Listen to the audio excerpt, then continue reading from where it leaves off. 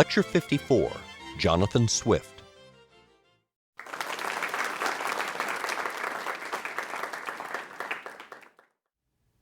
From Pope, who is generally optimistic about the possibility of reform, we turn now to Jonathan Swift, who sees little reason to hope for any progress in the human condition. Swift, who died in 1745, composed his own epitaph, later rendered from the Latin by fellow Anglo-Irishman W.B. Yeats as "Savage indignation there cannot lacerate his breast." One still feels in reading Swift that savage indignation directed at the hypocrisies and compromises of human society as experienced by Gulliver in Gulliver's Travels of 1726, or the indignation directed against the English for their profit-driven policies in Ireland in The Modest Proposal, published in 1729. In this lecture, we will use these two texts to analyze the other side of neoclassical thought, the extremism produced by the single-minded pursuit of the ideal of reason untempered by compassion, and the inadequacies of the optimism and benevolence promoted by other Enlightenment thinkers, inadequacies also satirized by Voltaire in his novel Candide, to which we will turn in the next lecture. We will also consider these two texts in terms of the relationship between England and Ireland, that of colonizer to colonized, a relationship that Swift found both personally vexing as well as symptomatic of larger geopolitical enterprises. Jonathan Swift was born in 1667 in Dublin, Ireland, the son of Protestant Anglo-Irish parents. His father, also Jonathan, died a few months before he was born, and his mother Abigail returned to England, leaving her son behind in the care of relatives. In 1673, at the age of 6, Swift began his education at Kilkenny Grammar School, which was at the time the best in Ireland. And between 1682 and 86, he attended and graduated from Trinity College in Dublin, though he was not apparently an exemplary student. Swift constantly lamented that he was educated in Ireland rather than at an English university, just one of the many signs of his ambivalent relationship to his native country and to the country that ruled it. In 1688, when William, Duke of Orange, ascended to the English throne, Swift went to England hoping for preferment in the Anglican Church. And in 1689, he became secretary to Sir William Temple, a diplomat and man of letters, whom Swift hoped would assure him of a successful career in the Church. From this time until 1727, the year of his last visit to England, Swift would move restlessly between England and Ireland, seeking preferment in the English and the Irish Church, as well as the company of men of letters such as Pope and Gay. In 1695, he was ordained as a priest in the Church of Ireland, the Irish branch of the Anglican Church, and the following year he returned to Temple and Moore Park. Between 1696 and 1699, Swift composed most of his first great work, A Tale of a Tub, a prose satire on the religious extremes represented by Roman Catholicism on the one hand and Calvinism on the other. And in 1697, he wrote The Battle of the Books, a satire defending Temple's conservative but besieged position in the contemporary literary controversy as to whether the works of the ancients, the great authors of classical antiquity, were to be preferred to those of the moderns. In 1699, Temple died and Swift travelled to Ireland as chaplain and secretary to the Earl of Berkeley. Between 1700 and 1710, he went back and forth between Ireland and England, where he was involved largely as an observer rather than a participant in the highest English political circles, mostly in a futile effort to represent Irish clerical interests. In 1713, Swift was installed as Dean of St. Patrick's Cathedral in Dublin, a promotion which was again a disappointment. He was going to die, he said, like a poisoned rat in a hole. Swift never forgot that while he might be well received in London, he held no power or authority as an Irishman, and that merely crossing the Irish Sea deprived him of his rights. Were not the people of Ireland born as free as those of England? How have they forfeited their freedom? Am I a free man in England, and do I become a slave in 6 hours by crossing the Channel? Beginning in 1718, however, he began to publish a series of powerful tracts on Irish problems. In 1720, he began work upon Gulliver's Travels, intended, as he says in a letter to Pope, to vex the world, not to divert it. Swift had met Pope as a member of the Scriblerus Club, and it was then that he began Gulliver's Travels, which was finally published in 1726. As I said, Swift's final trip to England took place in 1727. By 1735, when a collected edition of his works was published in Dublin, his memory was beginning to deteriorate. During 1738, he suffered a paralytic stroke and gradually slipped into senility. In 1742, guardians were officially appointed to care for his affairs, and he died 3 years later. Swift's satire is in the Juvenalian tradition, a harsh and accusatory kind of satire. Its intent is not so much to reform as to ridicule society. In a letter to Pope, Swift describes his own attitude to the world. "When you think of the world, give it one lash more at my request. I have ever hated all nations, professions, and communities, and all my love is towards individuals. For instance, I hate the tribe of lawyers, but love counselor such a one, judge such a one. So with physicians, I will not speak of my own trade, soldiers, English, Scotch, French, and the rest, but principally I hate and detest that animal called man, although I heartily love John, Peter, Thomas, and so forth."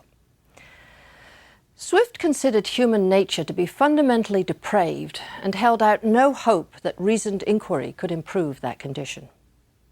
In his satiric portrait of the Laputans in Gulliver's Travels, Swift condemns the uselessness of purely abstract knowledge and the belief that modern science could advance the moral condition of the human race.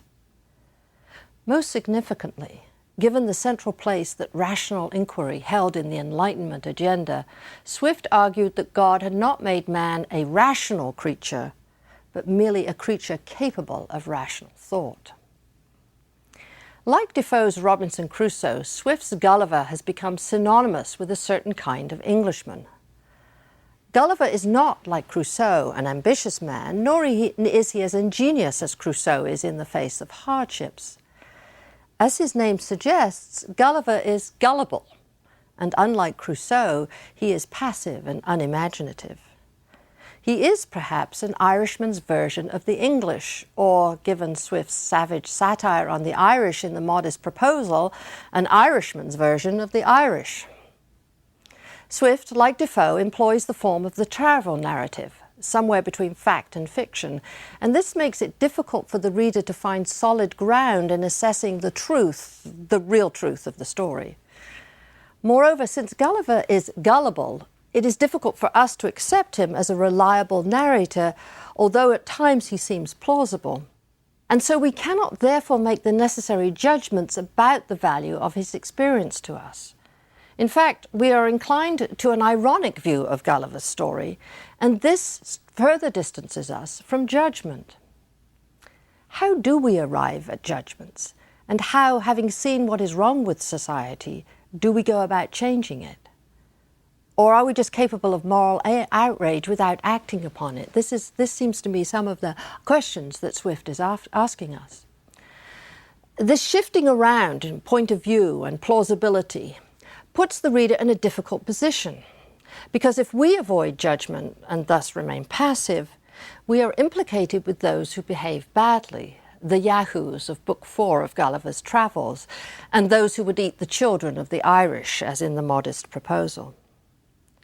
The various communities and political structures that Gulliver encounters provide models of both successful and corrupt versions of society, and in this Swift follows the model of the utopian narrative in the tradition of Plato's Republic and Thomas More's Utopia.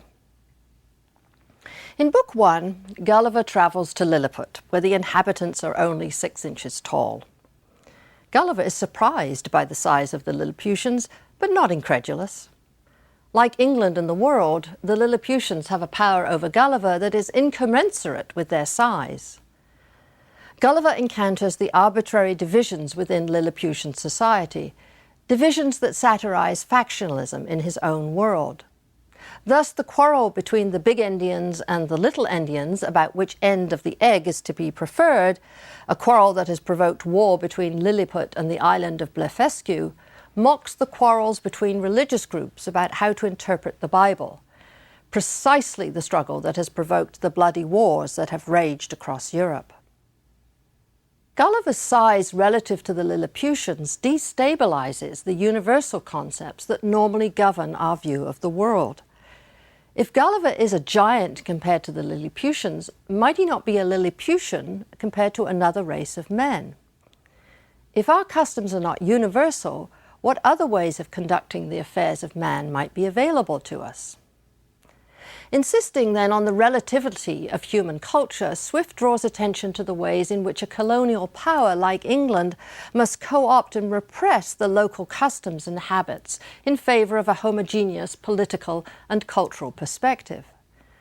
Swift's specific historical references then serve to remind us that the local, the specific, the native all risk being erased under the pressure of a universalizing colonial enterprise. And in this, Swift seems to foreshadow the dangers of a global economy. These observations about the nature of the colonial enterprise must be inferred from what Gulliver reports, for he himself is too naive and gullible to be able to attain such an ironic perspective. Gulliver then travels to Book 2, precisely to the place where he is the Lilliputian, to the kingdom of Brobdingnag, a land inhabited by giants, where many of the same issues raised in Book 1 are examined again, specifically the relative nature of human culture and the bias in our understanding of our world produced by our limited perspective. These pervasive aspects of the narrative are to be found particularly in Swift's representation of women, whose physical appearance, enlarged as it is some several hundred times, take on a revolting appearance. And Gulliver describes how he viewed the nursing of a child by its mother when he first went to Brobdingnag. The nurse, to quiet her babe, made use of a rattle, which was kind of a hollow vessel filled with great stones and fastened by a cable to the child's waist, but all in vain, so that she was forced to apply the last remedy by giving it suck. I must confess no object ever disgusted me so much as the sight of her monstrous breast, which I cannot tell what to compare with, so as to give the curious reader an idea of its bulk, shape, and colour. It stood prominent 6 foot, and could not be less than 16 in circumference. The nipple was about half the bigness of my head, and the hue both of that and the dug so varied with spots, pimples, and freckles that nothing could appear more nauseous. For I had a near sight of her, she sitting down the more conveniently to give suck, and I standing on the table. This made me reflect upon the fair skins of our English ladies, who appear so beautiful to us, only because they are of our own size, and their defects not to be seen but through a magnifying glass, where we find by experiment that the smoothest and whitest skins look rough and coarse and ill-coloured. He then recalls the opposite impression when he was in Lilliput. I remember when I was in Lilliput, the complexion of those diminutive people appeared to be the fairest in the world, and talking upon this subject with a person of learning there, who was an intimate friend of mine, he said that my face appeared much fairer and smoother when he looked on me from the ground than it did upon a nearer view when I took him up in my hand and brought him close, which he confessed at first a very shocking sight. He said he could discover great holes in my skin, that the stumps of my beard were 10 times stronger than the bristles of a boar, and my complexion made up of several colours altogether disagreeable, although I must beg leave to say for myself that I am as fair as most of my sex and country, and very little sunburnt by all my travels.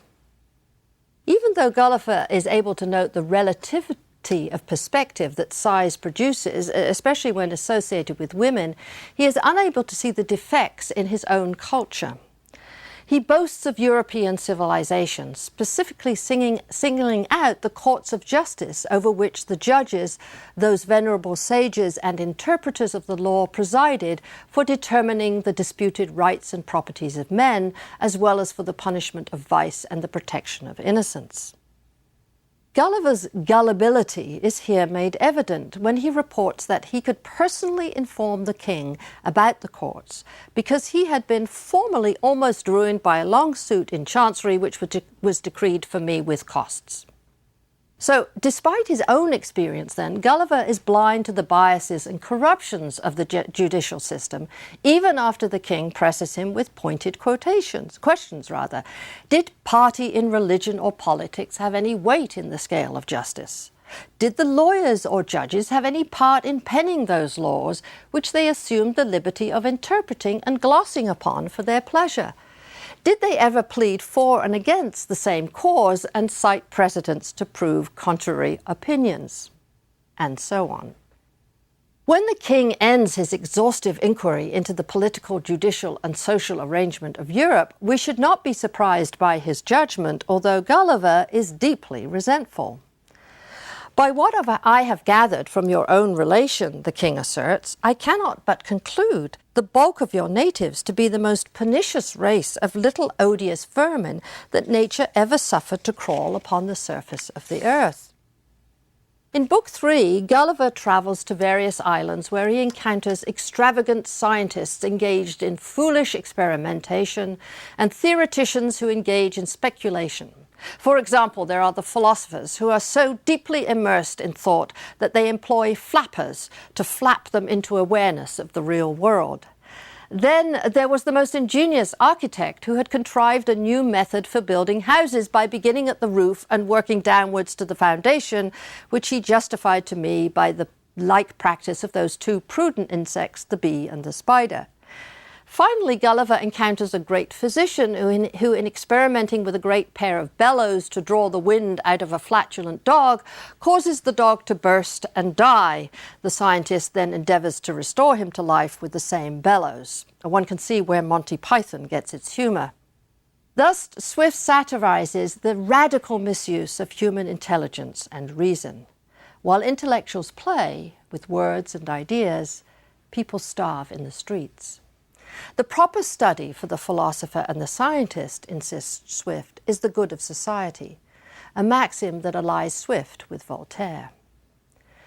In Book 4, which is probably with the first book, the book about the Lilliputians, the book for which Gulliver's Travels is most frequently remembered, Gulliver is no longer in a human society, albeit one that is either much smaller or much larger than his own, but in a non-human world. Gulliver encounters the Houyhnhnms. Their name sounds like a horse's whinny. Rational horses who rule over the debased and morally degenerate yahoos. The opposition between reason and passion, between sanity and madness, is embodied in the difference between the horses and the human-like yahoos. A strange way indeed to represent that Enlightenment belief in the power of rational thought and human optimism. In this world, he discovers rational beings, that is, the horses, who care for their community more than their own personal successes. And Gulliver represents this community as idyllic, as the very opposite of society in 18th century Europe, without apparently noticing the contradiction between what he said to the king of the Brobdingnags and what he represents here. I enjoyed perfect health of body and tranquility of mind. I did not feel the treachery or inconstancy of a friend, nor the injuries of a secret or open enemy. I had no occasion of bribing, flattering, or pimping to procure the favour of any great man or his minion. I wanted no fence against fraud or oppression. Here was neither physician to destroy my body, nor lawyer to ruin my fortune. No informer to watch my words and actions, or forge accusations against me for hire. Here were no gibers, censurers, backbiters, pickpockets, highwaymen, housebreakers, attorneys, bawds, buffoons, gamesters, politicians, wits, splenetics, tedious talkers, controversies, ravishers, murderers, robbers, virtuosos. No leaders or followers of party and faction, no encouragers to vice by seducement or examples, no dungeon axes, gibbets, whipping posts or pillories, no cheating shopkeepers or mechanics, no pride, vanity or affectation. No fops, bullies, drunkards, strolling whores or poxes, no ranting, lewd, expensive wives, no stupid, proud pedants, no importunate, overbearing, quarrelsome, noisy, roaring, empty, conceited, swearing companions, no scoundrels raised from the dust for the sake of their vices, or nobility thrown into it on account of their virtues, no lords, fiddlers, judges, or dancing masters. These citizens who live in this apparently perfect state that is, the Houyhnhnms, live, however, in a place where there is no activity beyond the perfectly rational activity of their daily lives, and so they live in a thoroughly monotonous fashion. Swift seems to offer us a choice between an idealized reason without human excitement, passion, or struggle, or the horror of a world of humans acting only on brute emotion and personal interest without the capacity to reason. Despite the predictability and monotony, or perhaps because of it, Gulliver wishes to remain with the horses, even though he has come to gradually understand that he is in fact identified with the Yahoos.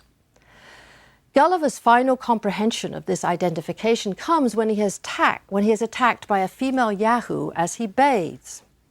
Being one day abroad with my protector, the sorrel nag, and the weather exceedingly hot, I entreated him to let me bathe in a river that was near. He consented, and I immediately stripped myself stark naked and went down softly into the stream. It happened that a young female Yahoo standing behind a bank saw the whole proceeding, and inflamed by desire, as the nag and I conjectured, came running with all speed and leaped into the water within 5 yards of the place where I bathed. I was never in my life so terribly frighted. The nag was grazing at some distance, not suspecting any harm. She embraced me after the most fulsome manner. I roared as loud as I could, and the nag came galloping towards me, whereupon she quitted her grasp with the utmost reluctancy and leaped upon the opposite bank, where she stood gazing and howling all the time I was putting on my clothes. This was a matter of diversion to my master and his family, as well as of mortification to myself, for now I could no longer deny that I was a real Yahoo in every limb and feature, since the females had a natural propensity to me as one of their own species. Notice also how Gulliver is feminized in this encounter. That is, he is attacked by one of the female Yahoos, but it's obviously a version of the way in which women are frequently attacked by men. Gulliver is forced to leave the Houyhnhnms, and he now is unable to make any distinction between those humans who might indeed be like the Yahoos and those who are benevolent. When he returns home, he resents his own wife and children and spends many hours conversing with his horses. As soon as I entered the house, my wife took me in her arms and kissed me, at which, having not been used to the touch of that odious animal for so many years, I fell into a swoon for almost an hour. At the time I am writing, it is 5 years since my last return to England. During the first year, I could not endure my wife or children in my presence. The very smell of them was intolerable. Much less could I suffer them to eat in the same room. To this hour, they dare not presume to touch my bread or drink out of the same cup. Neither was I ever able to let one of them take me by the hand. The first money that I laid out was to buy 2 stone horses, which I keep in a good stable, and next to them the groom is my favourite, for I feel my spirits revived by the smell he contracts in the stable. My horses understand me tolerably well. I converse with them at least 4 hours every day. They are strangers to bridle or saddle. They live in great amity with me and friendship to each other. Gulliver has, in other words, gone mad, unable to accept his human condition. What are we to make of this final book? Are the Houyhnhnms an ideal to which we should aspire?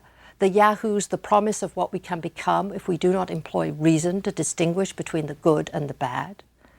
On the other hand, since life with the Houyhnhnms drives Gulliver mad, perhaps their existence is nothing we should aspire to. Perhaps Gulliver cannot accept that humans represent a compromise of reason and passion, and that one must exercise one's judgment, moral, intellectual, ethical, in choosing how one behaves and in selecting those with whom one would live. Gulliver's rejection of everyone shows that he is not willing or able to actively exercise his judgment. He wishes his condition and his moral certainties to be imposed upon him, to be decided by another. In fact, in this he resembles those colonized people who embrace their enslavement, precisely how Swift sometimes represented the passivity of the Irish.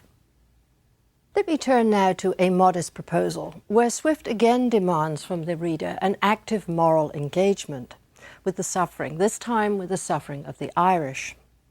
Swift wrote A Modest Proposal in 1729 after he left England disappointed that his career there had come to an end, and thus one could argue that he is personally bitter at the English.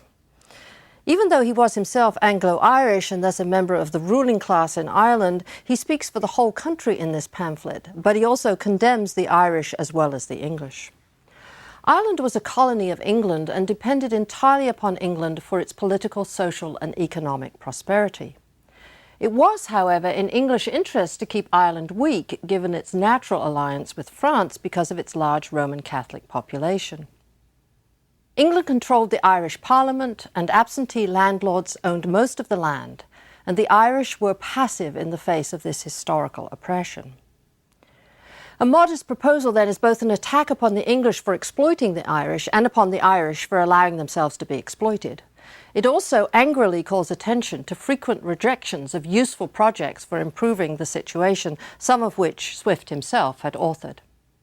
Rhetorically, Swift asks the reader to accept the consequences of a premise apparently accepted by both the English and the Irish, that thousands of children can starve to death each year and no one seems to care.